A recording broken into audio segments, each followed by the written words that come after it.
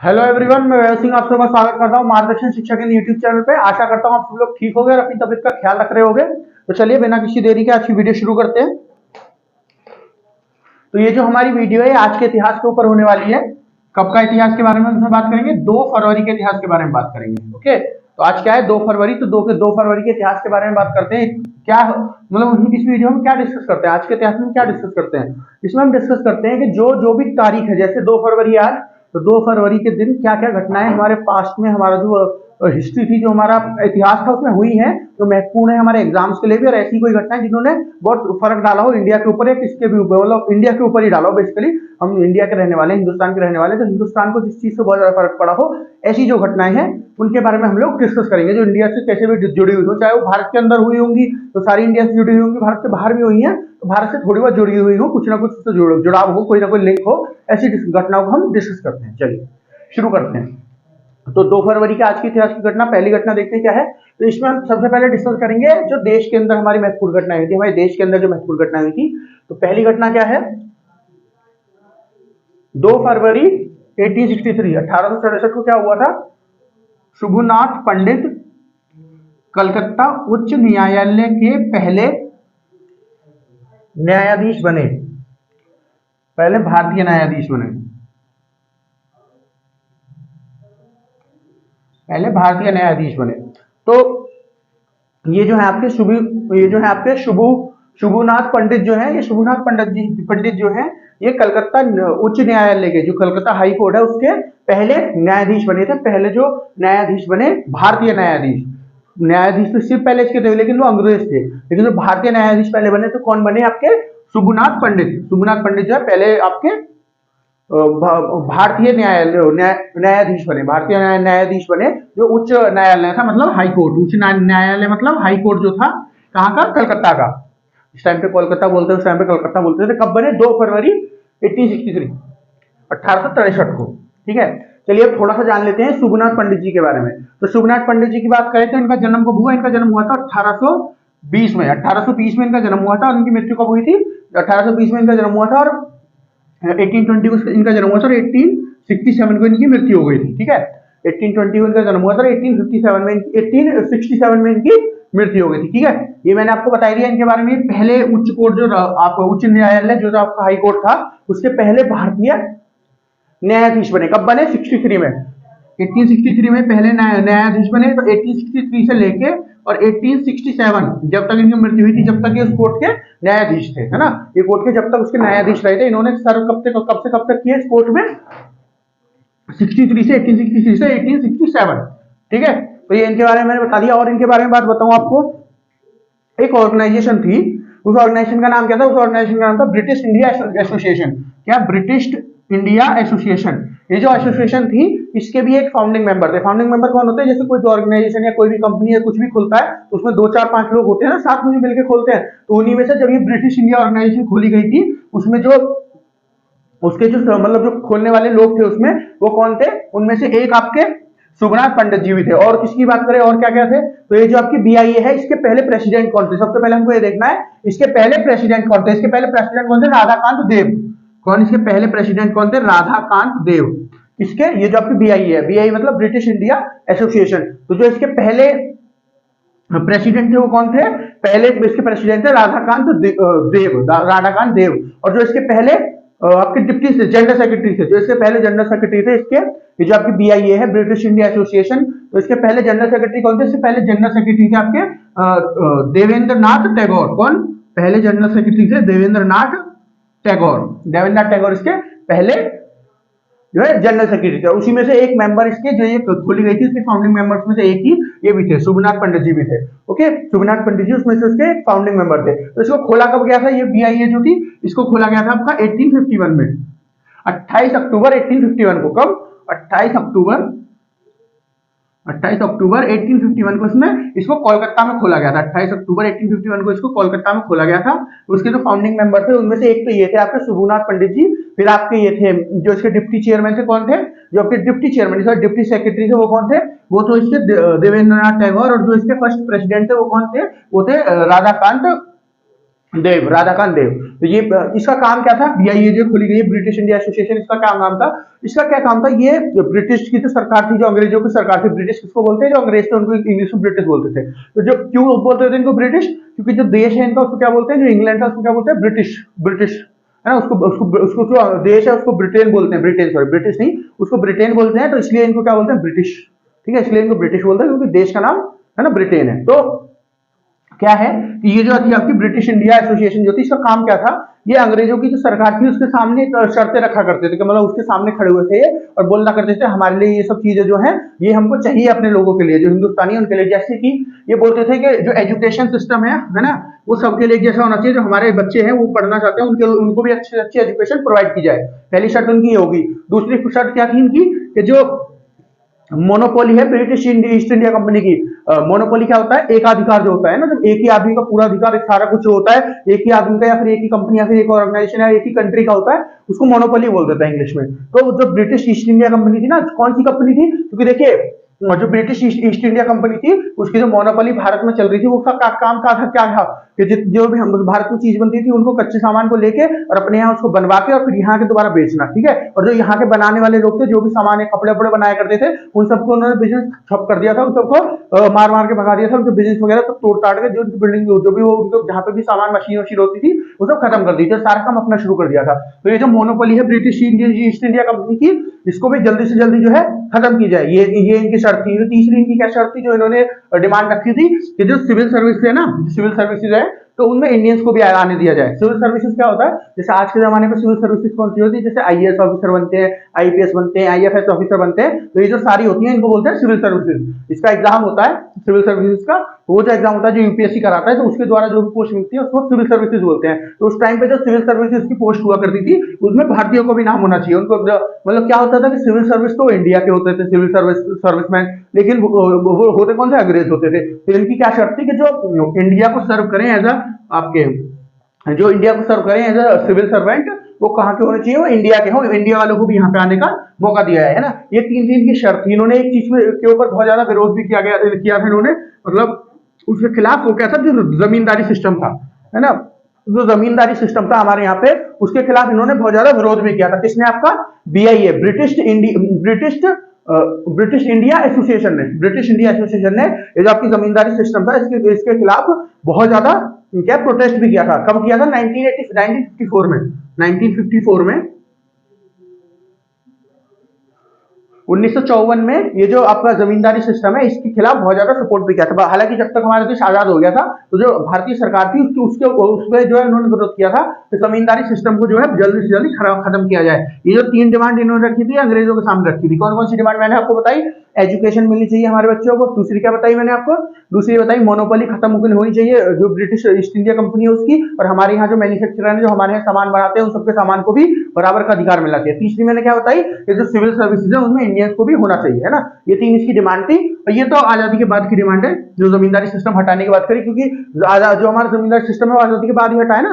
पहले तो था जमींदारी सिस्टम ब्रिटिश के टाइम पे, तो जमींदारी सिस्टम इसको अबॉलिश करने के लिए, अबॉलिश मतलब खत्म करने के लिए, तो जो है इन्होंने डिमांड उठाई थी सबसे पहले। किसने, 1954 में ब्रिटिश इंडिया और ब्रिटिश इंडियन और इंडिया ऑर्गेनाइजेशन ने। ठीक है, और जो ये इनकी तीन डिमांड है ना, कौन कौन सी, कि बच्चों को बराबर की एजुकेशन मिलनी चाहिए और मोनोपोली खत्म होनी चाहिए, जो इंडिया के मैन्युफैक्चरर उनको बराबर का वो मिलना चाहिए कि वो अपना बिजनेस कर पाए।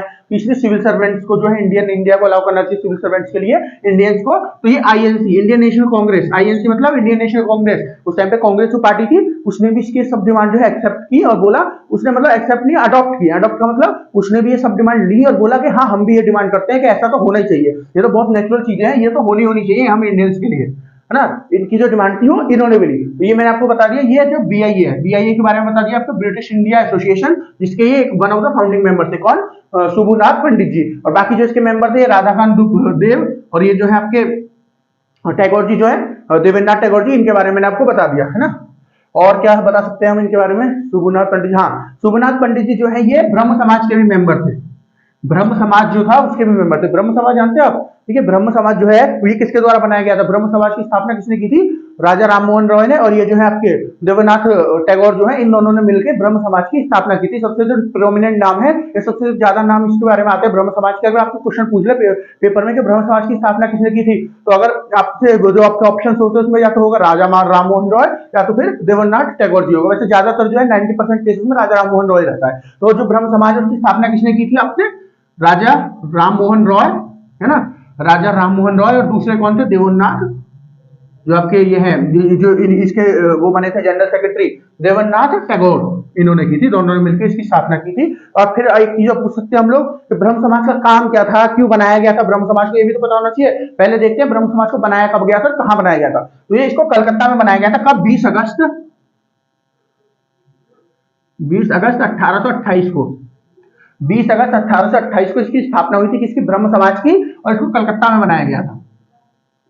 क्या, कोलकाता बोल दो या कलकत्ता लिख देते हैं,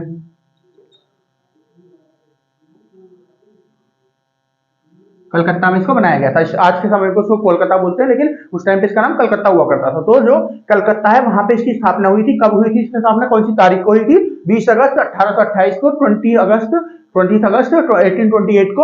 और किसने की थी, राजा राममोहन रॉय ने और देवेंद्रनाथ टैगोर जी जो है, इन्होंने मिलकर ब्रह्म समाज की स्थापना की थी। ब्रह्म समाज का कार्य क्या था, क्या काम क्या था ब्रह्म समाज का, ये क्या करता था कि जो ब्राह्मणिज्म होता है ना, जो हिंदू ये होता है धर्म, जो हिंदू रिलीजन होता है, इसमें जो ब्राह्मणिज्म होता है, ब्राह्मणिज्म जो है इसके ऊपर काम करना, इसको दोबारा से जो है वो करना, री-इस्टेब्लिश करना, इसके ऊपर काम करना, अगर इसमें कुछ कमी है तो उसको सुधारना, जो ब्राह्मणिज्म होता है ना, ये जो हिंदू धर्म है इसी को कहते हैं ब्राह्मणिज्म जो होता है। तो इसी में जो अगर कुछ गलती है तो सुधार करना और ज्यादा से ज्यादा लोगों तक उसको पहुंचाना, इसका ज्ञान देना ज्यादा से ज्यादा लोगों को, है ना। वो किसका काम था, वो किसी, इसलिए ब्रह्म समाज जो है आपका स्टार्ट किया गया था। ब्रह्म समाज जो है इसीलिए शुरू किया गया था। जैसे राममोहन रॉय जी जो है, ये किसके खिलाफ लड़े थे, सती प्रथा जो थी हमारे यहाँ। सती प्रथा क्या होती थी, सती प्रथा होती थी कि जैसे किसी लेडी के हस्बैंड की डेथ हो गई है ना, किसी की शादी हुई है, दोनों पेयर हैं और हस्बैंड की डेथ हो गई ना, तो उसके साथ साथ जब हस्बैंड की जो जलाया जाता था, जो अग्नि संस्कार करते हैं, हस्बैंड को आग लगाई जाती है ना, उसके साथ साथ जो जिंदा लेडी होती थी, जो उसकी वाइफ होती थी, उसको भी जला दिया जाता था, दोनों को। ये तो मर गए, हस्बैंड तो मर गए,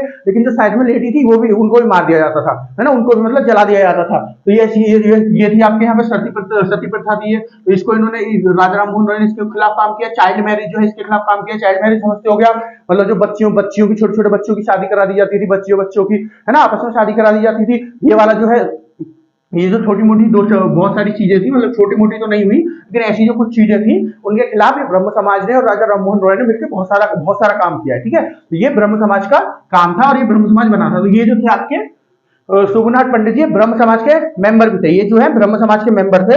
जो ब्रह्म समाज की ब्रांच थी ना, कौन सी ब्रांच, भवानीपुर वाली ब्रांच, जो भवानीपुर, ये कहां पे रहते थे, भवानीपुर में रहते थे, कलकत्ता में। तो भवानीपुर वाली जो ब्रांच थी, क्या नाम था उसका, भवानीपुर ब्रह्म समाज, भवानीपुर ब्रह्म समाज। तो ये वहां पे उसके मेंबर थे, उसके हेड थे भवानीपुर ब्रह्म समाज। इनका क्या था, इन्होंने पूरा बनाया था, ये पूरी जो ऑर्गेनाइजेशन थी, ये जो पूरी कमेटी सी बनाई थी ब्रह्म समाज के ऊपर, क्योंकि ये आपकी भवानीपुर में बनी थी, इसलिए इसको भवानीपुर ब्रह्म समाज बोल देते हैं। ये तो आपका मेन ब्रह्म समाज है ना, जो मतलब एग्जैक्ट बना था। ये इन्होंने उसी की एक ब्रांच बनाई थी ब्रह्म समाज की, है ना, भवानीपुर ब्रह्म समाज। जिसके हेड कौन थे, जिसके हेड थे सुगनाथ पंडित जी। इनका क्या काम था कि जो भी मेंबर हैं इनके मतलब जो मतलब वो तो मेंबर है ही, जो मेंबर जिनकी ऑर्गेनाइजेशन बनाई गई है, और आसपास जितने भी लोग इनके आसपास रहते हैं ना, उनको एनलाइटमेंट कराना, उनको बताना हिंदू धर्म के बारे में, और हिंदू धर्म से उनको रूबरू करा के हिंदू धर्म को प्रमोट करना, वो इनका काम था। ठीक है, एनलाइटमेंट क्या होता है, मैंने आपको बताया एनलाइटमेंट कराना। एनलाइटमेंट होता है जो ज्ञान की प्राप्ति होती है ना, उसको एनलाइटमेंट बोलते हैं। ज्ञान की प्राप्ति को एनलाइटमेंट बोलते हैं। तो जो एनलाइटमेंट है उसका एनलाइटमेंट कराना किस चीज के लिए, आपका हिंदू धर्म के लिए, हिंदू रिलीजन के लिए। ठीक है, वो इसका काम था। किसका काम था वो, ये जो है आपका भवानीपुर ब्रह्म समाज का ये काम था। ठीक है, तो ये इनके बारे में इन्होंने एक पुस्तक भी लिखी है। उस पुस्तक का नाम क्या है, उस पुस्तक का नाम है being of God, being of God. ये इनकी पुस्तक का नाम है जो इन्होंने लिखी है। काफी फेमस पुस्तक है इनकी, बीइंग ऑफ गॉड, जो इन्होंने लिखी है। और इनके नाम पे ना, सुगनाथ पंडित जी के नाम पे यहाँ पे भवानीपुर में हॉस्पिटल भी है एक, और एक बहुत इंपॉर्टेंट रोड भी है यहीं पे, इन्हीं के नाम पे। ठीक है, अगर आपको कोई पूछ ले कि ये जो आपके सुगनाथ पंडित जी हैं, इनके नाम पे हॉस्पिटल है, वो कहाँ पे है, तो वो आपका भवानीपुर में। ओके, चलिए अब नेक्स्ट न्यूज देखते हैं। नेक्स्ट क्या है आपकी, नेक्स्ट घटना क्या है, नेक्स्ट घटना है आपकी 2 फरवरी 1887। 2 फरवरी 1887 भारत की एक प्रख्यात गांधीवाद स्वतंत्रता सेनानी और एक सामाजिक कार्यकर्ता राजकुमारी अमृत कौर का जन्म। ठीक है, तो ये जो राजकुमारी अमृत कौर जी हैं, इनका जन्म हुआ था आज के दिन 2 फरवरी 1887 को, 1887 को इनका जन्म हुआ था। 87 मतलब 87 होता है, तो उसमें इनका तो अगर गलत हो जाए तो आई एम वेरी सॉरी, लेकिन वो थोड़ा हिंदी में मेरा हिंदी काउंटिंग को थोड़ा सा हाथ थोड़ा तंग रहता है, तो वो 1887 मतलब 87 होता है गैस। तो 1887 जो है उसमें जो भारत के अंदर ये जो थी आपकी राजकुमारी अमृत कौर जी जो है, इनका जन्म हुआ था आज के दिन। ये कौन थी? ये एक बहुत बड़ी गांधीवादी नेता थी, मतलब गांधी जी जो है उनको बहुत ज्यादा मानती थी, है ना। और इन्होंने एक स्वतंत्रता सेनानी थी, जो स्वतंत्र भारत की स्वतंत्रता के लिए बहुत ज्यादा इन्होंने काम किया था। और ये समाज सेविका भी थी, जो समाज का कार्य होता है उसको भी करती थी। कौन है वो? ये है आपकी राजकुमारी अमृत कौर। जो राजकुमारी अमृत कौर है, इनके बारे में हम बात कर रहे हैं। तो ये तो मैंने आपको बता ही दिया, ये गांधीवादी नेता थी, है ना। फिर मैंने बता दिया स्वतंत्रता सेनानी भी थी, मतलब भारत की स्वतंत्रता के लिए भी इन्होंने काम किया है। अगर इनके समाज जो ये आपके सामाजिक कार्य के इनके बारे में बात करें, तो इन्होंने क्या किया? इन्होंने जो महिलाएं होती हैं, बच्चियां होती हैं, उनके अधिकार के लिए बहुत लड़ाई की है ना। उनके अधिकार के लिए जो बच्चियां होती हैं, जो महिलाएं होती हैं, उनके अधिकार के लिए इन्होंने बहुत काम किया है। फिर इनके बारे में और बताऊं, ये हमारे देश की हेल्थ मिनिस्टर भी रह चुकी हैं। ये हमारे देश की जो पहली सरकार बनी थी ना, पंडित जवाहरलाल नेहरू वाली सरकार, ये उसके अंदर हेल्थ मिनिस्टर भी रह चुकी है। तो ये हेल्थ मिनिस्टर कब से कब तक रही थी? देखिए, हेल्थ मिनिस्टर रही थी ये, यहाँ पे बताते हैं हेल्थ मिनिस्टर कब से रही थी। ये रही थी 1947 से बनी थी, है ना। जो इंटरिम गवर्नमेंट बनी थी, सबसे पहले इंटरिम गवर्नमेंट, जो अंडर गवर्नमेंट बनी थी, मतलब जो मेन गवर्नमेंट नहीं थी, जो ऑफिशियल गवर्नमेंट नहीं थी, उसको अंतरिम सरकार बोल दो, या तो फिर इंटरिम गवर्नमेंट बोल दो, वो बोल सकते हो आप। तो क्योंकि जो वैसी नॉर्मल गवर्नमेंट बनी थी, वो आपकी 1951-52 में बनी थी, जाके इलेक्शन हुए थे 1951-52 में। उस इलेक्शन के बाद जो है गवर्नमेंट बनी थी, है ना। तो जवाहरलाल नेहरू की ऑफिशियल गवर्नमेंट बनी थी, लेकिन उससे पहले जो गवर्नमेंट रही थी, वो कौन सी रही थी? अंतरिम गवर्नमेंट रही थी। तो जो अंतरिम गवर्नमेंट थी, उसमें हेल्थ मिनिस्टर थी। कब से कब तक? 1947 से इन्होंने स्टार्ट किया, है ना। जो ये उसकी हेल्थ मिनिस्टर रही, और कब तक बनी रही? ये बनी रही 57 तक, 1957, 10 साल तक ये भारत की हेल्थ मिनिस्टर रही थी। तो 57 जो है, 57 तक हमारे देश की कौन रही? हेल्थ मिनिस्टर रही। तो मतलब आजादी जब हमको मिली थी, जब अंतरिम गवर्नमेंट थी या फिर इंटीरियर गवर्नमेंट थी, जब से लेके, और जो जब ऑफिशियल गवर्नमेंट थी, उसकी भी ये क्या रही? हेल्थ मिनिस्टर भी रही है, उसकी भी हेल्थ मिनिस्टर रही। ठीक है, ये उसकी भी हेल्थ मिनिस्टर रही। अगर इनके जीवन के बारे में थोड़ी सी और बात कर लेते हैं। मैंने आपको इनका जन्म और मृत्यु नहीं बताई, कब इनका जन्म हुआ था। जन्म तो बता ही दिया मैंने, 2 फरवरी 1887 को इनका जन्म हुआ था। इनकी मृत्यु कब हुई थी? मृत्यु हुई थी इनकी 6 फरवरी 1964 को। कब हुई थी? 6 जनवरी 1964, 6 जनवरी 1964 को इनकी मृत्यु हुई थी। किसकी? राजकुमारी अमृत कौर की। एक तो मैंने इनको बताया हेल्थ मिनिस्टर थी, दूसरा ये हमारे देश की स्पोर्ट्स मिनिस्टर भी रही है। कौन सी रही है? स्पोर्ट्स मिनिस्टर, हमारे देश की स्पोर्ट्स मिनिस्टर रही है। ये कौन? राजकुमारी अमृत कौर जी। इनके नाम इन्होंने पता है बहुत स्पोर्ट्स के उस पर बहुत सारा काम किया है। और फिर ये अर्बन डेवलपमेंट मिनिस्टर भी रही है, हमारे यहाँ की urban development minister, sports minister रही है, अर्बन डेवलपमेंट मिनिस्टर रही है। देखिए अर्बन क्या होता है, स्पोर्ट्स मिनिस्टर आप समझते होगे, हेल्थ मिनिस्टर भी आप समझते होगे, है ना। लेकिन जो अर्बन डेवलपमेंट मिनिस्टर अगर कोई नहीं समझता हो तो मैं बता देता हूँ। अर्बन किसको बोलते हैं? अर्बन बोलते हैं जो शहरी इलाके होते हैं, उनको अर्बन इलाके बोलते हैं। और जो गांव के इलाके लोग होते हैं, उनको क्या बोलते हैं? रूरल इलाके। तो जो अर्बन इलाके थे, मतलब जो शहर के इलाके हैं, उसकी डेवलपमेंट के लिए, उसकी प्रगति के लिए, उसको जो है उस प्रगति के लिए जो मिनिस्ट्री होती है, उसको क्या बोलते हैं? Urban development ministry. तो इन दोनों मिनिस्ट्री की भी मेंबर रही है। इन्होंने काम और बहुत सारे काम किए। जैसे इन्होंने क्या काम किया है, जो आपका नेशनल इंस्टीट्यूट है, नेशनल इंस्टीट्यूट ऑफ स्पोर्ट्स है, कहां पे? नेशनल इंस्टीट्यूट ऑफ स्पोर्ट्स है आपका, कहां पे? आपका National Institute of Sports Patiala में। National Institute of Sports, National Institute of Sports जो पटियाला में है, उसको स्टैब्लिश कराने में, मतलब उसको वहां पे बनवाने में इनका बहुत बड़ा हाथ है। मतलब बहुत बड़ा हाथ है इनका। किस चीज में? ये नेशनल इंस्टीट्यूट ऑफ स्पोर्ट्स जो पटियाला में, वहां पे। क्योंकि हेल्थ मिनिस्टर जो स्पोर्ट्स मिनिस्टर रही थी, जब स्पोर्ट्स मिनिस्टर रही थी, तो इनका काम जो है स्पोर्ट्स के लिए काम करना ही हो गया, वो है इनका काम। तो इस वजह से इन्होंने जो है वो सारा काम किया है ना। और मैंने और आपको बताया हेल्थ मिनिस्टर कब से कब तक बताया मैंने? 47 से। तो 47 जब था, तो उस टाइम पे क्या हो रहा था? हमारा जो कॉन्स्टिट्यूशनल असेंबली वो भी अपना काम कर रही थी ना। कॉन्स्टिट्यूशनल असेंबली कौन थी? तो वो जो असेंबली पूरी बनी थी, वो जो पूरा ग्रुप बना था, किस चीज के लिए? जो हमारा कॉन्स्टिट्यूशन है, जो हमारा संविधान है, उसको बनाने के लिए जो पूरा ग्रुप बना था, कॉन्स्टिट्यूशन को लिखने के लिए, बनाने के लिए जो पूरा ग्रुप बना था, पूरा संगठन बना था, उसको क्या बोलते हैं? उसको बोलते हैं कॉन्स्टिट्यूशनल असेंबली, है ना। तो उस असेंबली की, कॉन्स्टिट्यूशनल असेंबली की भी मेंबर रही है हमारे यहाँ। किसकी? कॉन्स्टिट्यूशनल असेंबली की भी मेंबर रही है। कौन? आपकी ये जो है आपकी कहा गया राजकुमारी अमृत कौर जी हमारी कॉन्स्टिट्यूशनल असेंबली की मेंबर रही है।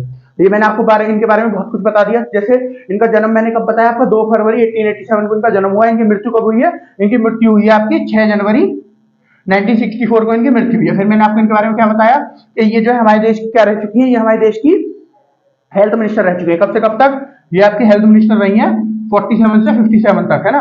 ये हमारे देश की स्पोर्ट्स मिनिस्टर रह चुकी हैं, अर्बन डेवलपमेंट मिनिस्टर रह चुकी हैं। जो ये नेशनल इंस्टीट्यूट ऑफ स्पोर्ट था पटियाला में बना है, वो इन्होंने इनके द्वारा बनवाया गया था। फिर मैंने आपको बताया कॉन्स्टिट्यूशनल असेंबली की मेंबर रह चुकी हैं। फिर मैंने आपको बताया कि ये महिलाओं के अधिकारों के लिए भी बहुत ज्यादा लड़ी है। जो फीमेल्स होती हैं, जो महिलाएं होती हैं, उनके अधिकारों के लिए भी बहुत ज्यादा लड़ी है। कौन, राजकुमारी अमृत कौर जी। ओके, चलिए नेक्स्ट न्यूज देखते हैं। नेक्स्ट क्या है आपकी 2 फरवरी 1915, 2 फरवरी 1915 1915 को क्या हुआ, देश के जाने माने लेखक, कवि और स्तंभकार, लेखक, कवि और स्तंभकार खुशवंत सिंह का जन्म। ये जो खुशवंत सिंह जी हैं, ये देश के कौन है, देश के जाने माने लेखक रहे हैं। ये देश के जाने माने कवि रहे हैं और स्तंभकार रहे। स्तंभकार कौन होता है, जो स्तंभ, जो स्तंभ क्या होता है, स्तंभ क्या होता है, स्तंभ जो होते हैं पिलर्स, है ना, जो खंबे होते हैं उनको स्तंभ बोलते हैं हिंदी में। जो खंबे होते हैं उनको स्तंभ बोलते हैं। तो जो स्तंभ के ऊपर चित्रकारी की जाती है उसको स्तंभकार बोलते हैं, जो उनके ऊपर चित्रकारी करता है। तो ये जो पोएट भी रहे, है ना, पोएट मतलब जो कहानियां लिखते हैं, जो नहीं, पोएट होते हैं जो आपकी पोएम्स लिखते हैं ना, जो कविताएं लिखते हैं। लेखक कौन होते हैं, जो कहानियां लिखते हैं। जो कहानियां लिखते हैं उनको लेखक बोलते हैं। जो पोएट होते हैं मतलब जो कवि होते हैं वो कहानियां लिखते हैं। और स्तंभकार मैंने आपको बता ही दिया। तो खुशवंत सिंह जी जो है, इनका आज के दिन जन्म हुआ था। देखिए खुशवंत सिंह जी ने बहुत सारे काम किए थे ऐसे, है ना, जो पढ़ाने लायक हैं, जो इनके काम थे वो पढ़ाने लायक है। पहले मैं इनके जीवन के बारे में आपको बता दूं, कब से कब तक इनका जीवन रहा है। तो 2 फरवरी 1915 को तो इनका जन्म हुआ था, तो इस दिन से तो स्टार्ट हो गया इनका जीवन। और इनका जीवन कब तक चला, इनका जीवन चला 26 मार्च 2014 तक। कब तक, कब तक चला इनका जीवन, 26 मार्च 2014 तक इनका जीवन चला। तो कब से कब तक, 2 फरवरी 1915 से 24 मार्च 2014 तक इनका जन्म, मतलब ये इनकी मृत्यु हुई 2014 में जाके, 26 मार्च 2014 में जाके इनकी मृत्यु हुई है। ठीक है, 2014 में जाके करीबन 100 साल के आसपास ही हो गई इनकी जीवन, तो है थोड़ा सा कम रह गया 1 साल। तो ये इनका जीवन हो गया 2 फरवरी 1915 से 26 मार्च 2014 तक का इनका जीवन हो गया। और इनके बारे में आपको बताऊं, इनको बहुत सारे पुरस्कार भी मिल चुके हैं इंडियन गवर्नमेंट की तरफ से। जैसे आपका पद्म भूषण वगैरह, पद्म श्री, है ना, पद्म विभूषण भी इनको मिल चुका है। और इनके बारे में मैं आपको बताऊं, इन्होंने बहुत सारी किताबें लिखी है ना। जो इंडिया और पाकिस्तान का जो पार्टीशन हुआ था, जो हमारा बंटवारा हुआ था हिंदुस्तान और भारत, पाकिस्तान का और भारत का, हिंदुस्तान और पाकिस्तान का, उसके ऊपर जो है इन्होंने बहुत सारी किताबें लिखी है ना। जैसे इन्होंने एक किताब लिखी है train to Pakistan, train to Pakistan, इन्होंने एक किताब लिखी है ट्रेन टू पाकिस्तान, है ना। ट्रेन टू पाकिस्तान का मतलब समझ रहे हो आप, ट्रेन टू पाकिस्तान का क्या मतलब, देखिए जब हमारे देश में दोनों के बीच में बंटवारा हुआ था, तो आपने बहुत सारी मूवीज में देखा होगा, ट्रेन जाती थी, उनके ऊपर लोग लगते थे जिनको यहाँ से वहां जाना है या वहां से यहाँ आना है ना। ये जो आपकी लाहौर वाली ट्रेन है, लाहौर से पंजाब वाली, अमृतसर वाली, ये वाली ट्रेन चलती थी, वहां पे लोग एक दूसरे को मार रहे थे, ट्रेन के ऊपर चलते थे। तो ये जो ट्रेन होती थी ना, इन ट्रेन के ऊपर एक किताब लिखी गई है, क्या है, ट्रेन टू पाकिस्तान। जो पाकिस्तान के लिए ट्रेन जा रही है, फिर पाकिस्तान से आ रही है, तो इन्होंने अपना प्रोस्पेक्टिव लिखा था। कैसे अपना प्रोस्पेक्टिव कैसे लिखा इन्होंने, कैसे कि ये तो हिंदुस्तान की साइड में रहते थे, हिंदुस्तान के पंजाब के रहने वाले थे ये। तो जो इन्होंने देखा अपनी आंखों से, क्योंकि वहां से जो ट्रेन आ रही थी उनकी भी मृत्यु हो रही थी, यहाँ से जा रही थी उनको भी लोग मार रहे थे। तो ये जो ट्रेन यहाँ से वहां जा रही थी ना, उसके बारे में इन्होंने लिखा, कहा, ट्रेन टू पाकिस्तान में, है ना। ट्रेन टू पाकिस्तान में इन्होंने लिखा, ये बुक इन्होंने लिखी 1956 में। कब, 1956 में इन्होंने एक किताब लिखी थी, 1956 में। इसके ऊपर बाद में एक मूवी बन चुकी है ट्रेन टू पाकिस्तान के, जो 1998 में एक मूवी बनी थी ट्रेन टू पाकिस्तान, उसमें इसी किताब का इस्तेमाल किया गया। इसी किताब का एज अ रेफरेंस जो है ये बनाई गई है, जो मूवी बनाई गई थी, फिल्म बनाई गई थी 1998 में। और ये किताब कब लिखी थी, ट्रेन टू पाकिस्तान 1956 में ये किताब लिखी गई थी। किसके द्वारा, ये जो है आपके यशवंत सिंह जी जो है ना। अब इनके बारे में कुछ अवार्ड के बारे में बात कर लेते हैं, इनको कौन कौन से अवार्ड मिले। मैंने आपको क्या बताया, इनको क्या मिला है, पद्म भूषण मिला है 1994 में, पद्म भूषण, पद्म भूषण 1994 में इनको मिला है। देखिए मैंने आपको बताया था कौन कौन से अवार्ड होते हैं ये, इनको सिविलियन अवार्ड बोलते हैं। कौन से अवार्ड इनको बोलते हैं, सिविलियन अवार्ड। तो सिविलियन अवार्ड कौन से होते हैं, जो आम नागरिक को दिए जाते हैं, जो आम लोग होते हैं उनको जो अवार्ड दिए जाते हैं, उनको सिविलियन अवार्ड दिए जाते हैं। वो मैं भी देख रहा था कहीं यहाँ से कट तो नहीं रहा है, जो मैंने लिख दिया है यहाँ पे, कहीं आपको दिख ना रहा हो, इस वजह से थोड़ा मैं यहाँ नहीं था, यहाँ पे आपको दिखा नहीं होगा, मैं देख रहा था फोन में कि कहीं कट तो नहीं रहा है। चलिए, तो कौन कौन से अवार्ड होते हैं, सिविलियन अवार्ड मैंने आपको बताया था 4। जो सिविलियन कौन होते हैं, जो आम नागरिक होते हैं उनको सिविलियन बोलते हैं। तो कौन कौन से अवार्ड होते हैं, जैसे मैंने आपको बता रखे हैं, यहाँ नीचे जगह है, एक मिनट देखिए, हाँ है बहुत जगह। देखिए देखिए सबसे पहले कौन सा बताया मैंने, भारत रत्न। ये सिविलियन अवार्ड में सबसे टॉप पे होता है, कौन सा, भारत रत्न। उसके बाद क्या होता है, उसके बाद होता है पद्म विभूषण। उसके बाद क्या होता है, पद्म भूषण। और उसके बाद पद्मश्री। तो इनको कौन सा अवार्ड मिला है 1994 में, इनको कौन सा अवार्ड मिला, पद्म विभूषण। पद्म भूषण, विभूषण नहीं भूषण। सबसे ऊपर भारत रत्न, उसके बाद पद्म विभूषण, फिर पद्म भूषण और फिर पद्मश्री। तो इनको मिला है पद्म भूषण, जो दूसरे नंबर पे आता है नीचे से, पद्म भूषण ऊपर से तीसरे नंबर पे आता है, वो इनको मिला है 1994 में। लेकिन इन्होंने ये अवार्ड वापस कर दिया था 1994 में, जो इनको अवार्ड मिला है, ये इन्होंने अवार्ड वापस कर दिया था। ये इन्होंने अवार्ड वापस क्यों कर दिया था, जब इनको अवार्ड मिला 1974 में किया था, सॉरी 1974 में इनको मिला था, क्योंकि 84 में तो वापस ही कर दिया था इन्होंने। इन्होंने 1984 में उस अवार्ड को वापस कर दिया था, 1974 में मिला था और 1984 में वापस कर दिया था। देखिए मैंने आपको पढ़ा रखा है इसके बारे में, 1984 में क्या हुआ था। मैंने जब पाकिस्तानी सॉरी जब पंजाब के बारे में थोड़ा सा बताया था, भिंडेवाला के बारे में, ऐसे करके मैंने आज के इतिहास की एक उसमें बताया था। ये तो मुझे आदमी एग्जैक्ट कौन सी डेट को बताया था, है ना, इंदिरा गांधी के बारे में शायद, हाँ इंदिरा गांधी की मृत्यु के बारे में मैं बता रहा था आपको कि इंदिरा गांधी की मृत्यु आज के दिन हुई थी। अब डेट मुझे एग्जैक्ट याद नहीं है, तो उस दिन के बारे में मैंने आपको समझाया था कि उनकी मृत्यु जो है, उनके जो बॉडीगार्ड थे, दोनों पंजाबी बॉडीगार्ड थे, उन्होंने उनको गोली मार दी थी, तो उसके बारे में मैंने आपको बताया था।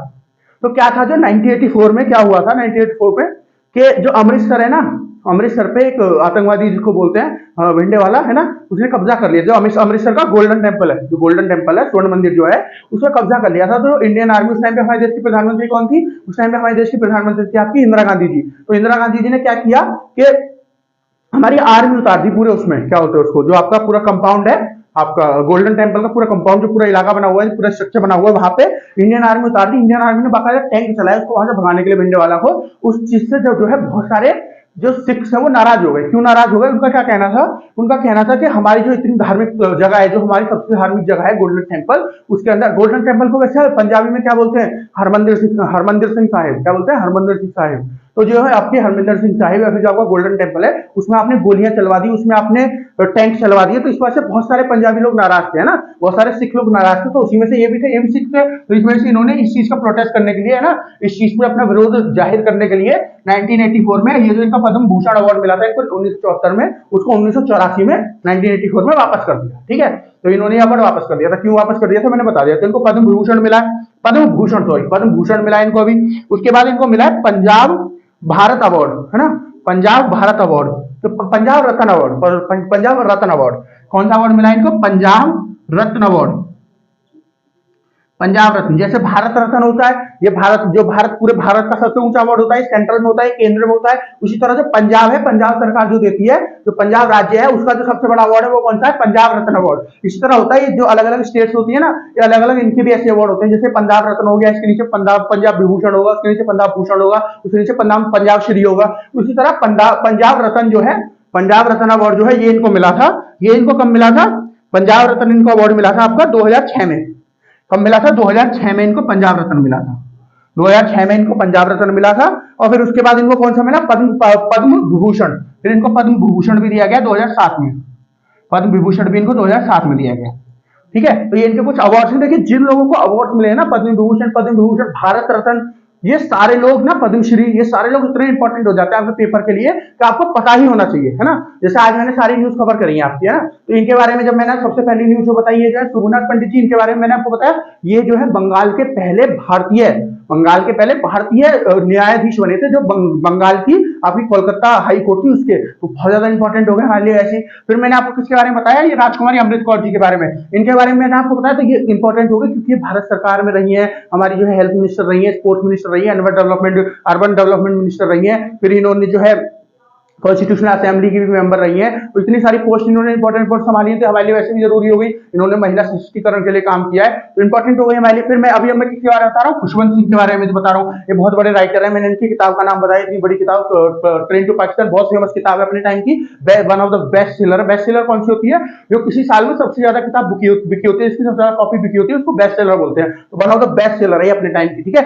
इसके ऊपर मूवी बनी है। फिर मैंने इनको जो अवार्ड मिला, पद्म भूषण मिला है 1974 में, जो इन्होंने वापस भी कर दिया प्रोटेस्ट के थ्रू, है ना, प्रोटेस्ट जो की उन्होंने इसके खिलाफ के जी आर्मी को कैसे उतार सकती है गवर्नमेंट, उसमें आपके जो अमृतसर में जो आपका गोल्डन टेम्पल है वहां पे, तो ये जो पूरी न्यूज है पूरी इंपॉर्टेंट एक पूरा सिनेरियो बन जाता है, तो ये पूरी इंपॉर्टेंट हो सकती है, आपको पूछा जा सकता है ये कौन से ऐसे पंजाब के लेखक है जिन्होंने जो है अपने पद्म भूषण का अवार्ड वापस कर दिया था इस चीज के प्रोटेस्ट में, इस चीज के विरोध में कि जी आपने जो तो आपका वो है अमृतसर का गोल्डन टेम्पल है वहां पे आर्मी की उतार दी। इस ऑपरेशन को क्या कहते हैं, जो आर्मी यहाँ पे उतारी गई थी, जो 1984 में आर्मी उतारी गई थी आपकी आपका अमृतसर के गोल्डन टेम्पल में, इस ऑपरेशन को बोला जाता है, आर्मी के ऑपरेशन को बोला जाता है ऑपरेशन ब्लू स्टार। क्या बोला जाता है, ऑपरेशन ब्लू स्टार। अगर ऑपरेशन से आपसे पूछ लिया जाए कि ऑपरेशन ब्लू स्टार के विरोध में किस पंजाब के लेखक ने जो है अपना पद्म भूषण का अवार्ड वापस कर दिया था, तो वो कौन थे, खुशवंत सिंह जी थे, है ना। क्या नाम है ऑपरेशन का, ऑपरेशन ब्लू स्टार। ओके, फिर मैंने आपको इनके बारे में बताया, इनको अवार्ड मिला हुआ है पद्म रत्न का, पद्म रत्न सॉरी पंजाब रत्न का अवार्ड इनको 2006 में मिला हुआ है, और पद्म विभूषण का इनको अवार्ड 2009 में मिला हुआ है। ठीक है, तो इस अवार्ड तक ऑलरेडी पहुंच चुके हैं। ठीक है, मतलब इस अवार्ड तक पहुंच चुके हैं, पद्धति हो गई इनकी, है ना। लेकिन टेस्ट के बाद भी दिया जाता है भारत रत्न अवार्ड बहुत सारे लोगों को, है ना। तो इनको ये आपका जो है पद्म विभूषण मिला था 2007 में। चलिए नेक्स्ट न्यूज देखते हैं। नेक्स्ट न्यूज क्या है, नेक्स्ट है आपकी 2 फरवरी 2006। 2 फरवरी 2006 को क्या हुआ, महात्मा गांधी नरेगा अधिनियम को 2000 जिलों में अधिसूचित किया गया था। ये जो महात्मा गांधी नरेगा स्कीम है, इसको स्कीम बोल दीजिए, अधिनियम बोल दीजिए, है ना। आजकल स्कीम से सब समझते हैं, सब लोग जानते हैं, इतनी सारी स्कीम हमारी गवर्नमेंट लॉन्च कर रही है, तो वैसे भी स्कीम समझ ही गए हुए, गवर्नमेंट के द्वारा कोई भी अधिनियम लॉन्च किया जाता है, कोई भी प्रक्रिया लॉन्च की जाती है, उसको क्या बोलते हैं, स्कीम बोलते हैं। तो ये जो स्कीम है आपकी महात्मा गांधी नरेगा, इस स्कीम को लॉन्च किया गया था। इसका जो फर्स्ट फेज था, इसका जो पहला फेज था, इस स्कीम को नहीं लॉन्च किया गया था आज के दिन 2 फरवरी 2006 को। इसका जो फर्स्ट फेज था, इसका पहली प्रक्रिया मतलब जिस दिन ये शुरू हुई थी, बनी पहली गई थी आपकी महात्मा गांधी नरेगा। इसका पहले नाम नरेगा हुआ करता था, ठीक है, 2005 में ये बनी थी, तो इसका नाम नरेगा हुआ करता था खाली। फिर 2009 में 2 अक्टूबर 2009 को 2 अक्टूबर को क्या होता है, 2 अक्टूबर को गांधी जयंती होती है ना, तो 2 अक्टूबर 2009 को इसके नाम के आगे महात्मा गांधी जी का नाम और जोड़ दिया गया, महात्मा गांधी को इज्जत देने के लिए, उनके लिए इसका नाम क्या कर दिया गया, महात्मा गांधी। क्योंकि देखिए ये जो है गांवों के लिए स्कीम होती है, मैं अभी आपको समझाऊंगा स्कीम क्या होती है। ये गांव के लोग जो होते हैं उनके लिए स्कीम होती है, और महात्मा गांधी जो है इनका क्या बोलना था कि अगर भारत को डेवलप करना है तो भारत के गांव जो है वहां से शुरुआत करनी होगी, और भारत के गांव को डेवलप करना होगा। तो ये इनके जो हमारे देश के गांव है उनके लिए बहुत काम करने की कोशिश, बहुत सारे काम किया है और बहुत मेहनत की है, और उन्होंने बोला भी ये लोगों से कि अगर भारत को डेवलप करना है, भारत को प्रसिद्धि हासिल करनी है, अपने आप को ज्यादा से ज्यादा डेवलप करना है, तो हमारे गांव को डेवलप करना बहुत जरूरी है। तो इस वजह से गांव की जब भी बात होती है तो महात्मा गांधी जी की बात जरूर होती है, और ये स्कीम है ये गांव के लिए, गांव के जो लोग होते हैं उन्हीं के लिए स्पेशली है। तो ये जो स्कीम है इसलिए इसके आगे महात्मा गांधी जी जोड़ा गया है, महात्मा गांधी नरेगा, है ना। नरेगा की फुल फॉर्म भी बताऊंगा अभी क्या होती है, पूरी फुल फॉर्म, अब ये शॉर्ट फॉर्म होती है नरेगा की, है ना। ये लॉन्च, ये जो है इसका नाम कब बदला गया था, जब ये लॉन्च हुई थी तो इसका नाम खाली नरेगा था, जब इसका नाम कब बदला गया, इसका नाम बदला गया 2 अक्टूबर 2009 में इसका नाम बदला गया। 2 अक्टूबर को गांधी जी की जयंती होती है, उसके उपलक्ष्य में इसका नाम बदला गया नरेगा का, महात्मा गांधी नरेगा अधिनियम, इसका नाम पूरा रख दिया गया। अब नरेगा देखते हैं क्या होता है। देखिए नरेगा अगर इंग्लिश में लिखते हैं तो ऐसे लिखते हैं, इसकी शॉर्ट फॉर्म होती है NREGA। क्या हो गया, नरेगा, NREGA, नरेगा। अब नरेगा की फुल फॉर्म क्या होती है, फुल फॉर्म भी तो हमको जाननी होगी। नरेगा की फुल फॉर्म होती है नेशनल रूरल एम्प्लॉयमेंट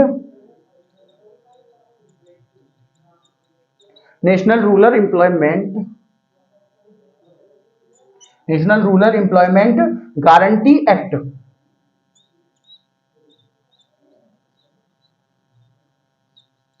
एक्ट, ठीक है, ये इसकी पूरी फुल फॉर्म है। इसको 2005 में लॉन्च किया गया था, इसलिए इसके आगे 2005 में लिख देते हैं। तो ये पूरी एक्ट है, क्या नाम है इसका, नरेगा की फुल फॉर्म क्या है, national Rural Employment Guarantee act. इसको 2005 में लॉन्च किया गया था, इसलिए इसको 2005 ही बोल देते हैं। तो national Rural Employment Guarantee act 2005, तो इसमें इसको 2005 में लॉन्च किया गया था, इसलिए 2005। इनकी फुल फॉर्म क्या है, national Rural Employment Guarantee Act, है ना। और इसके आगे जब महात्मा गांधी लिख देते हैं, इसका नाम हो जाता है मनरेगा, MANREGA, मनरेगा। और इसके आगे जो ये नेशनल लिख रहा है, इसके आगे महात्मा गांधी क्या हो जाता है, Mahatma Gandhi National Rural Employment Guarantee Act, है ना, स्कीम एक्ट जो भी आप बोलना चाहो, एक्ट है क्योंकि इसके फुल फॉर्म में एक्ट ही आता है तो एक्ट ही बोलिएगा। तो मनरेगा कब बोल देते हैं इसको, आजकल जो इसको बोला जाता है मनरेगा बोला जाता है। क्यों? क्योंकि 2009 में इसका नाम बदल दिया गया। 2009 में इसके नाम क्या आ गया, मनरेगा, महात्मा गांधी जी का नाम जोड़ दिया गया ना, तो ये एम ए जोड़ गया, मतलब महात्मा गांधी जी का एम ए, तो इसका नाम क्या हो गया, एम ए नहीं M G, sorry, Mahatma Gandhi, M G, Mahatma Gandhi है ना, तो गलती से ये लिख दिया सॉरी, गलती से ये लिख दिया, तो एम जी होता है ना महात्मा गांधी, तो महात्मा गांधी जो है इनका नाम जोड़ दिया गया, तो इसका नाम क्या हो गया, MNREGA, M G N R E G A ए, मनरेगा। और इसकी फुल फॉर्म क्या बन गई, पहले इसकी फुल फॉर्म क्या थी, जब तक कि नरेगा था इसकी फुल फॉर्म थी national Rural Employment Guarantee act, और जब महात्मा गांधी जी का नाम जुड़ गया तो क्या हो गया, Mahatma Gandhi National Rural Employment Guarantee Act. ठीक है, तो इसको कब लॉन्च किया गया, इसको 2005 में लॉन्च किया गया था, है ना। 2005 में किसकी सरकार थी, यूपीए की सरकार थी। यूपीए के जो है मतलब प्रधानमंत्री कौन थे हमारे उस टाइम पे, हमारे प्रधानमंत्री थे उस टाइम पे मनमोहन सिंह जी। तो मनमोहन सिंह जी की जो सरकार थी उसके द्वारा इसको लॉन्च किया गया था। ठीक है, मनमोहन सिंह की जो सरकार थी उसके द्वारा इसको लॉन्च किया गया था। और इसकी एग्जैक्ट डेट क्या थी, एग्जैक्ट डेट क्या थी जब लॉन्च किया गया था, मैंने एग्जैक्ट डेट नहीं बताई, साल बता दिया आपको, 2005 में एग्जैक्ट डेट क्या थी, 23 अगस्त 2005 को इसको लॉन्च किया गया था। ठीक है, 23 अगस्त 2005 को इसको लॉन्च किया गया था। और इसका जो पहला फेज जिसकी स्टार्टिंग हुई थी, जो इसने पहली बार काम करना शुरू किया था, वो कब किया था, 2 फरवरी 2006 को इसने पहला फेज अपना स्टार्ट किया था। जो 200 जिले हैं भारत के, उन 200 जिलों में इसको अप्लाई किया गया था। कहाँ कहाँ के जिले, जैसे मान लीजिए यूपी का, यूपी में कितने जिले, 75 जिले हैं, तो यूपी के कुछ जिलों में, एमपी के कुछ जिलों में, तो ऐसी पंजाब के कुछ जिलों में, हरियाणा के कुछ जिलों में, ऐसी जो स्टेट्स हैं हमारी, उनके कुछ कुछ जिलों में इसको जो है लागू किया गया था, जो कुछ कुछ जिले के गांव है ना उनके लिए। तो इसमें होता क्या है, मैंने आपको ये तो बताया नहीं अभी, गांव वाले लोगों के लिए किया क्या जाता है। इसमें क्या होता है, जैसे यहाँ पे लिख रहा है एम्प्लॉयमेंट गारंटी। एम्प्लॉयमेंट क्या होता है, नौकरी जो मिलती है लोगों को, नौकरी जो होती है उसको एम्प्लॉयमेंट कहते हैं। अनएम्प्लॉयमेंट मतलब जिनके पास नौकरी नहीं है, और एम्प्लॉयमेंट मतलब जिनके पास नौकरी है, जो एम्प्लॉयड है उनका मतलब उनके पास नौकरी है। तो ये जो है एम्प्लॉयमेंट गारंटी स्कीम है, मतलब एम्प्लॉयमेंट जो है गारंटी से मिलेगा, है ना। ये स्कीम ये कहता है, मतलब क्या हुआ इसका, कि जो नौकरी है उसको मिलना गारंटी है। तो इसमें क्या है, जो गांव के लोग हैं, है ना, जो गांव के लोग हैं उन लोगों को कम से कम सबसे कम से कम 100 दिन की गारंटी लेती है स्कीम, कि कम से कम उनको 100 दिन की गारंटी, जो 100 दिन की जॉब है, जो 100 दिन की नौकरी है, वो किसकी तरफ से, सरकार की तरफ से मिलेगी उनको, कम से कम 100 दिन की नौकरी। इस स्कीम के, इस एक्ट के थ्रू, या फिर मनरेगा है या फिर नरेगा है, इस एक्ट के थ्रू आपको कम से कम 100 दिन की जो है, एक आदमी को 100 दिन की किसी भी जो गांव है, मतलब गांव के हर घर से, हर गांव के हर घर से एक आदमी को, मतलब अगर एक गांव में 100 घर है ना, तो हर घर के एक आदमी को, 2 को भी मिल सकती है, लेकिन एक को तो देनी देनी है। ये इस स्कीम की वो है कि एक को तो देनी देनी है। अगर 2 लोग उसके लिए क्वालिफाइड है तो 2 लोग भी कर सकते हैं, उसमें कोई दिक्कत नहीं है। 2 लोग कर लो, 3 लोग कर लो, जो लोग कर सकते हैं वो कर सकते हैं। तो कम से कम जो गाँव के लोग हैं उनमें से एक आदमी को कम से कम 100 दिन का जो एम्प्लॉयमेंट है, 100 दिन की जो नौकरी है वो दी जाएगी सरकार के थ्रू। अब नौकरी कैसी, देखिए बहुत सारी सरकारी जो स्कीम्स होती है, बहुत सारी सरकारी, कोई बिल्डिंग बन रही है सरकार की, कोई कुछ हो रहा है, कोई नाला खुद रहा है, कोई कुछ हो रहा है, ऐसी चीजें होती है ना सरकार की गांव में। तो ये सारी जैसे कोई सड़क बन रही है, तो इन सब चीजों में उनको जो है जॉब मिले, इन सब चीजों में उनको जॉब मिल जाए। ये जो है कम से कम 100 दिन की एक आदमी को जॉब मिले, इस चीज के लिए गारंटी स्कीम है, गारंटी मिलती है इस स्कीम से, कि एक आदमी को कम से कम 100 दिन के लिए तो जॉब मिलेगी साल में, पूरे साल भर में 100 दिन की बात हो रही। पूरे साल भर में कितने दिन होते हैं, 365 दिन होते हैं साल भर में। तो 100 दिन की जो एम्प्लॉयमेंट है वो सरकार के द्वारा दी जाएगी, ये जो आपकी एक्ट है इसके थ्रू। ये क्या कहती थी, ये एक्ट बोलती है। ओके, तो ये एक्ट मैंने क्या बताया, कब लॉन्च की गई थी, 2005 में। 2005 में किसकी वो थी, प्राइम मिनिस्टर कौन थे, मनमोहन सिंह जी। तो मनमोहन सिंह जी की जो सरकार थी उसके द्वारा इस एक्ट को पास किया गया। अब देखिए सरकार तो मनमोहन सिंह जी की थी, लेकिन ये जो स्कीम, ऐसी जो स्कीम आती है, जो गांव से रिलेटेड स्कीम आती है, वो किस चीज में आती है, जैसे अलग अलग मिनिस्ट्री होती है, तो ये वाली किसी और मिनिस्ट्री में आती होगी। जैसे मैंने इनके बारे में बताया था आपको, राजकुमारी अमृत कौर जी जो थी, ये किसके मिनिस्टर बनी थी, अर्बन डेवलपमेंट मिनिस्ट्री की, अर्बन डेवलपमेंट मिनिस्टर थी ना। उसी तरह जो उस टाइम के रूरल डेवलपमेंट मिनिस्टर थे, मैंने क्या बताया, अर्बन क्या होता है, अर्बन होता है जो आपके शहर होते हैं उनको अर्बन कहते हैं, उनकी जो प्रगति होती है, डेवलपमेंट मतलब प्रगति करना है ना, जो चीजें बनती हैं उसको डेवलपमेंट कहते हैं। तो जो आपका अर्बन होता है, अर्बन मतलब जो शहर होते हैं उनकी डेवलपमेंट के लिए, और जब रूरल आ जाए तो जो गांव होते हैं उनकी डेवलपमेंट के लिए। जहां रूरल आ जाए समझ लीजिए गांव की बात हो रही है। जैसे ये स्कीम का नाम क्या है, यहाँ पे रूरल आ रहा है, ये रूरल का मतलब गांव की बात हो रही है। यहाँ पे अगर अर्बन आ रहा होता तो उसका मतलब शहरों की बात हो रही है, तो यहाँ गांव की बात हो रही है, गांव के लोगों को तो मिलेगा एम्प्लॉयमेंट। तो उसी तरह जो उस टाइम पे जो यूपीए की गवर्नमेंट थी, उस टाइम पे यूपीए क्या है, जो मनमोहन सिंह है तो कांग्रेस पार्टी से, तो फिर यूपीए क्या है, देखिए जैसे बहुत सारी जैसे पार्टी है कांग्रेस की, तो कांग्रेस की जो पार्टी है वो अकेली तो जीती नहीं, उसके साथ बहुत सारी पार्टी थी जिन्होंने गठबंधन बनाया हुआ था कांग्रेस की ने। तो उस पूरे ग्रुप को मिला के क्या बोलते हैं, जो भी पार्टी, जैसे आप कभी इलेक्शन निकलते हैं, जब इलेक्शन की वोट खुलती है जिस दिन, उस टाइम पे या फिर जो ये लोग जो है अपना जो न्यूज चैनल है अपने अपने हिसाब बता रहते हैं, तो ऐसे लिखते हैं। जैसे कई बार लिखते हैं बीजेपी की बताऊं BJP+, ऐसे लिख देते हैं कई बार, है ना। कई बार कांग्रेस INC, कांग्रेस जो है ये प्लस लिख देते हैं, या फिर C+ लिख देते हैं Congress plus, Indian national Congress plus. तो ये जो प्लस लग रहा है इसका क्या मतलब है कि इनके साथ और पार्टी मिलकर जो काम कर रही है ना, और जो पूरा ग्रुप होता है उसको बोल देते हैं, जो कांग्रेस का पूरा ग्रुप है कांग्रेस, और जो पार्टी मिलकर काम कर रही है वो क्या है, यूपीए, और जो बीजेपी का ग्रुप है उसके साथ जो और पार्टी मिलकर काम कर रही है उसको एनडीए बोलते हैं। तो इस टाइम किसकी सरकार है, एनडीए की, और उस टाइम पे किसकी सरकार थी, यूपीए की। तो यूपीए की गवर्नमेंट थी, मनमोहन सिंह जी उस देश के उस टाइम पे प्रधानमंत्री थे। और ये जो बिल है पार्लियामेंट में किसके द्वारा पेश किया गया था, ये पेश किया गया था उस टाइम पे जो रूरल डेवलपमेंट मिनिस्टर थे। रूरल डेवलपमेंट मिनिस्टर कौन थे उस टाइम पे, रूरल डेवलपमेंट मिनिस्टर थे उस टाइम पे रघुनाथ प्रसाद सिंह। कौन, रघुनाथ प्रसाद सिंह, रघुनाथ प्रताप सिंह जी जो हैं, ये इस टाइम पे हमारे यहाँ के मतलब गवर्नमेंट ऑफ इंडिया के क्या थे, रूरल डेवलपमेंट मिनिस्टर थे। उनके द्वारा ये जो स्कीम है पार्लियामेंट में लाई गई थी। कब, और ये पास कब हुई, 2 अगस्त 2005 को, 23 अगस्त 2005 को इसको पास कर दिया गया। और इसका जो पहला फेज जो स्टार्टिंग इसकी हुई कब हुई, 2 फरवरी 2006 को इसकी शुरुआत हुई, है ना। और जब पहला फेज शुरू हुआ तो 200 जिलों में इसको लागू किया गया, चेक करने के लिए कि ठीक है काम हो रहा है कि नहीं हो रहा है, ठीक है। तो पहला फेज इसका 2 फरवरी 2006 से 200 गांव में, 200 जिलों में, गांव में नहीं 200 जिलों में इसको लागू किया गया, ठीक है। तो इसके लिए इतना ही। चलिए आगे देखते हैं और क्या। और अब हम देखते हैं ये हमारी जो देश के अंदर घटनाएं हुई थी वो खत्म हो गई। एक बार मैं रिवाइज कराता हूँ। देश के अंदर ये 4 घटना मैंने बताई आज आपकी हुई थी, इंपॉर्टेंट। पहली क्या है, जो सुगुनाथ पंडित जी जो है इनका जन्म हुआ था 2 फरवरी 1863 को, है ना। इनके बारे में मैंने सारा बता दिया। हाई कोर्ट के सबसे पहले इंडियन जज थे, जो भारतीय जज थे सबसे पहले, कौन सी हाई कोर्ट के, जो उच्च न्यायालय थी। हाई कोर्ट मतलब उच्च न्यायालय, कहाँ के थे उच्च न्यायालय, कहाँ का था, कलकत्ता का, मतलब बंगाल का जो उच्च न्यायालय था उसके पहले भारतीय जो वकील सॉरी जो जज बने थे, जज मतलब न्यायाधीश जो बने थे, कौन बने थे, ये बने थे आपके सुगुनाथ पंडित जी। फिर मैंने इनके बारे में बहुत सारी बातें बताई आपको। ये जो है ये ब्रिटिश इंडिया एसोसिएशन के मेंबर थे। ब्रिटिश इंडिया एसोसिएशन क्या क्या करती है बताया मैंने आपको।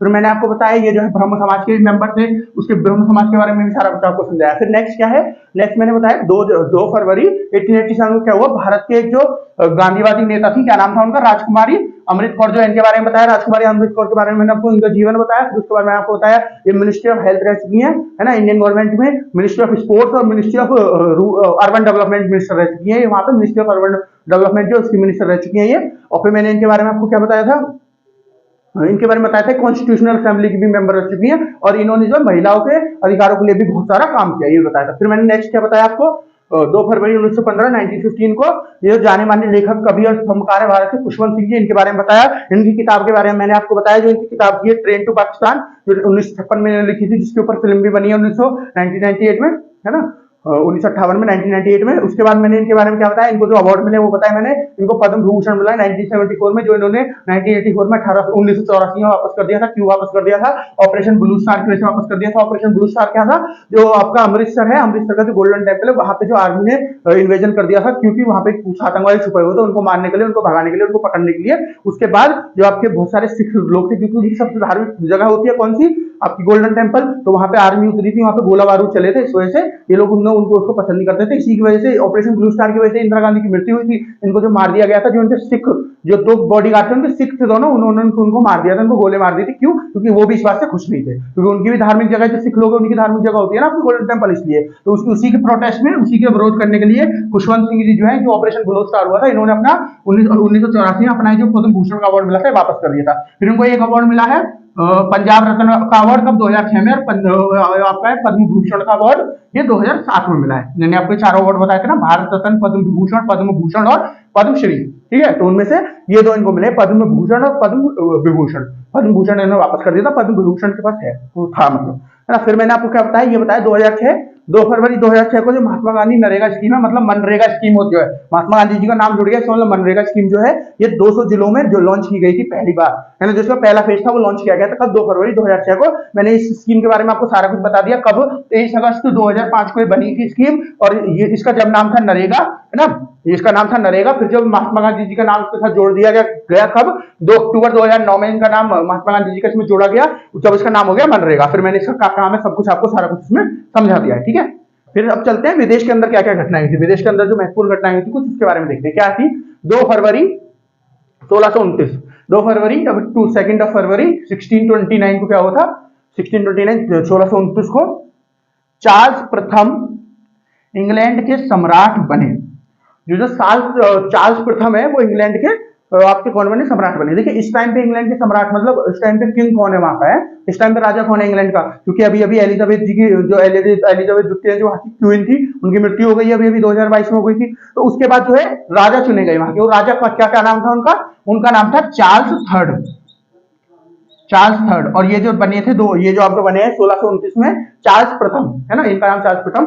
हालांकि ये मतलब परिवार का इनका संबंध है, कोई बेटे बाप बेटे का संबंध नहीं है, परिवार का संबंध होगा। वैसे भी ये इतने साल पहले थे और ये अब है ना, तो वैसे इनका कोई संबंध नहीं है, लेकिन मैं नाम एक जैसा इसलिए आपको बता रहा हूँ। और अभी जो है उनका नाम बता दिया मैंने, चार्ल्स थर्ड है, ठीक है। तो ये जो चार्ल्स फर्स्ट है पहली बार इंग्लैंड के क्या बने थे? इंग्लैंड के पहली बार सम्राट बने थे। देखिए इंग्लैंड जो है आपका, इंग्लैंड बोल दीजिए, यूके के बोल सकते हैं हम। यहाँ पे इंग्लैंड लिखा है तो इंग्लैंड के बोल सकते हैं क्योंकि इंग्लैंड का हमारे ऊपर रास्ता। लेकिन जो इंग्लैंड है ना, ये 4 देशों का समूह है। यूके है, यूके 4 देशों का समूह है, उनमें से एक इंग्लैंड है। जैसे मैं आपको बताऊं, ये आपका एक हो गया द्वीप, ये हो गया आपका एक और द्वीप। जहां पे आपका यूके है वो द्वीप मैं आपको बता रहा हूं, ये 2 द्वीप हो गए, है ना। जो आपका इंग्लैंड है, ये जो सॉरी यूके है, ये 4 देशों में बटा हुआ है। देखिए ऐसे ऐसे। ये जो ऊपर वाला है ये क्या है? स्कॉटलैंड, है ना।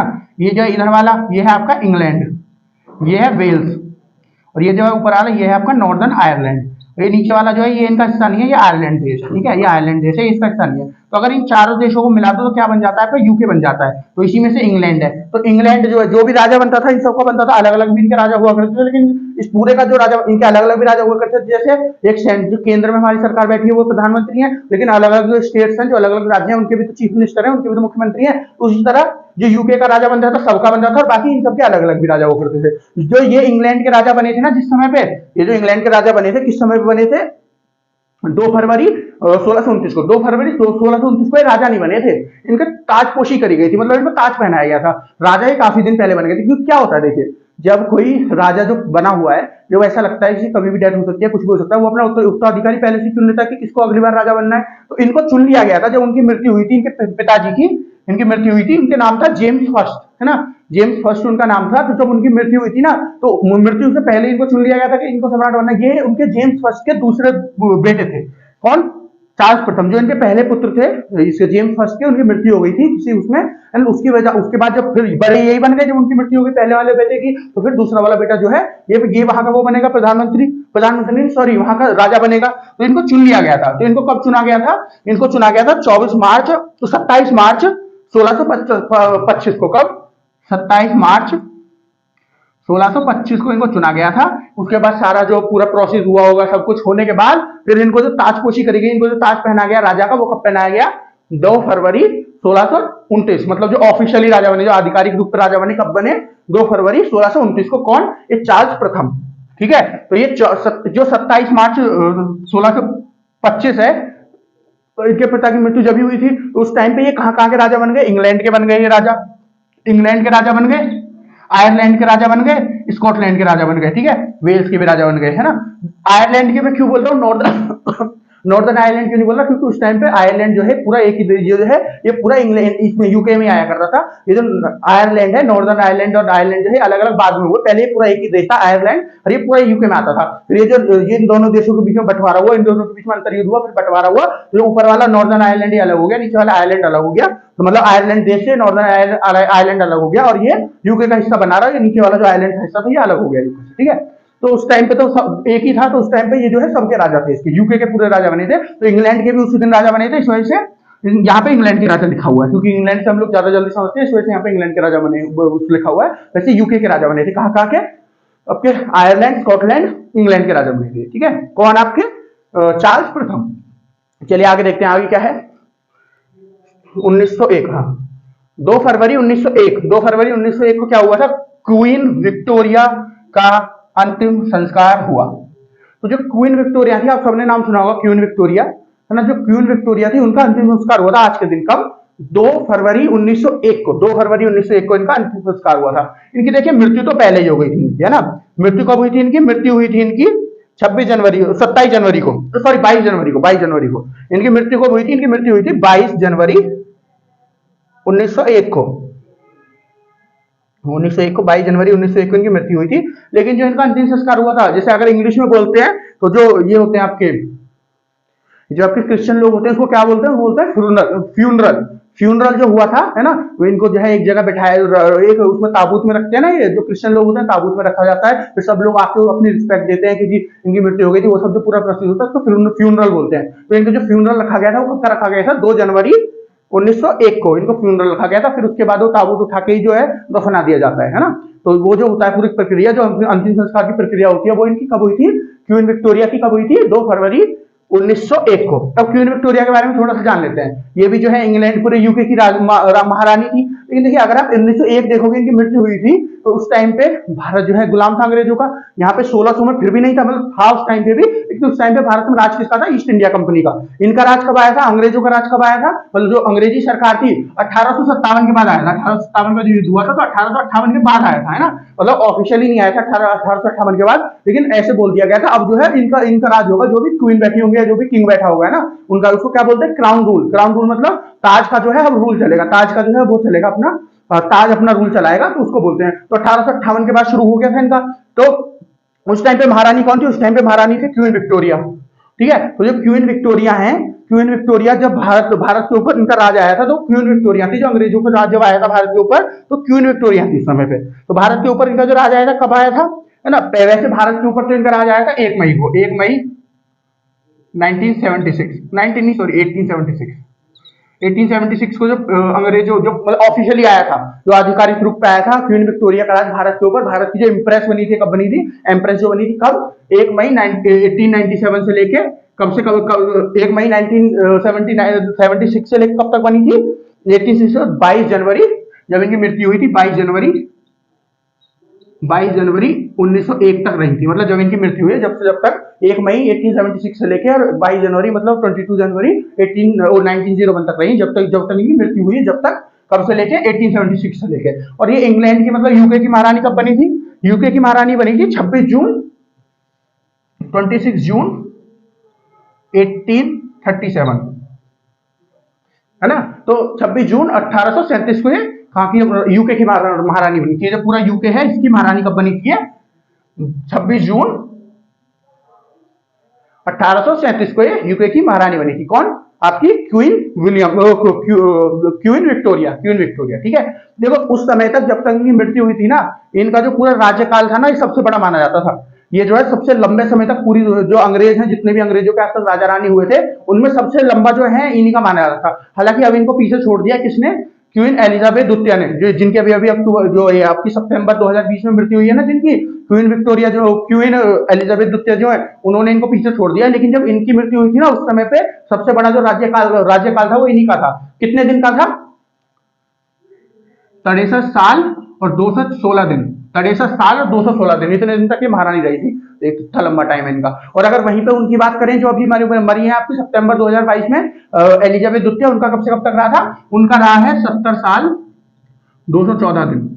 तो काफी आगे निकल गई है इनसे, 7 साल आगे निकल गई हो इनसे। तो ये अब जो सबसे ज्यादा इस टाइम पे जो जितने भी अंग्रेज रानियां राजा रहे हैं उनको सबसे, लेकिन रानियों का ही ज्यादा बड़ा मिलेगा, राजा को इतना बड़ा नहीं मिलेगा। क्योंकि राजा को तो जब बनाया जाता है, जब रानी किसी की डेथ हो जाती है तो थोड़े समय के लिए राजा को बना दिया जाता है, लेकिन जो रियल में जिनका राज चलता है वो रानियां ही होती हैं। जो आपका यूके है वहां पे जो जिनका राज चलता है अंग्रेजों के, उसमें रानियां ही होती हैं। तो सबसे लंबा है वो किसका है? क्वीन एलिजाबेथ द्वितीय का है। अगर आपसे कोई पूछ ले सबसे बड़ा लंबा राज्य अंग्रेज के जो पूरी साम्राज्य उसमें किसका रहा है, तो क्वीन एलिजाबेथ द्वितीय, जिनकी सितंबर 2022 में मृत्यु हुई थी, 70 साल 214 दिन। और इनसे पहले सबसे बड़ा किसका था जब तक इनकी मृत्यु हुई थी ना, क्वीन विक्टोरिया की? उस समय तक सबसे बड़ा किसका था? उस समय से सबसे बड़ा इनका ही था, 901। ये जो है आपका 22 जनवरी 901 जब इनकी मृत्यु हुई थी, उस टाइम पे सबसे लंबा इन्हीं का था, 63 ईयर 63 साल 216 दिन। ठीक है, इनका था। ओके, तो इनके बारे में मतलब दोनों के बारे में जानना जरूरी है। इनके बारे में क्वीन विक्टोरिया के बारे में थोड़ा इसलिए जरूरी हो जाता है क्योंकि हमारे इतिहास का हिस्सा बन जाते हैं। क्योंकि जिस टाइम पे भारत की जो वो बनी थी, भारत की जो रानी बनी थी, वो यही बनी थी। वैसे हमारे बारे में इनके बारे में जानना जो है ज्यादा जरूरी हो जाता है। ठीक है फ्रेंड्स, आज के लिए इतना ही। एक बार बोर्ड देख लीजिए पूरा। तो आशा करता हूं आपको सारा कुछ समझ में आया होगा। है ना। और अगर फिर भी कुछ समझ में नहीं आया तो आप मुझसे पूछ सकते हैं। आज के लिए इतना ही रखते हैं हमारी वीडियो को 2 फरवरी की को। अब आपकी जो है 2 फरवरी की थोड़ी लेट हो गई है एक्चुअली, टाइम से शूट नहीं हो पाई थी, तो आज मैं इसको शूट कर रहा हूँ 3 फरवरी को, और 3 फरवरी को आपको दोनों मिल जाएंगी, 2 फरवरी की भी 3 फरवरी की। तो उसके लिए थोड़ा सॉरी, लेट हो गया, थोड़ा डिले हो गया है। फिर आज के लिए इतना ही रखते हैं। आशा करते हैं आपको सारा कुछ समझ में आया होगा, और आपको जो समझ में नहीं आया तो कमेंट सेक्शन में कमेंट करके पूछ सकते हैं, जो भी आपकी समझ में नहीं आया। ओके, तो आज के लिए इतना ही। हमारा जो चैनल है मार्गदर्शन शिक्षा केंद्र, उसको सब्सक्राइब करें, हमारी वीडियो को लाइक करें, शेयर करें।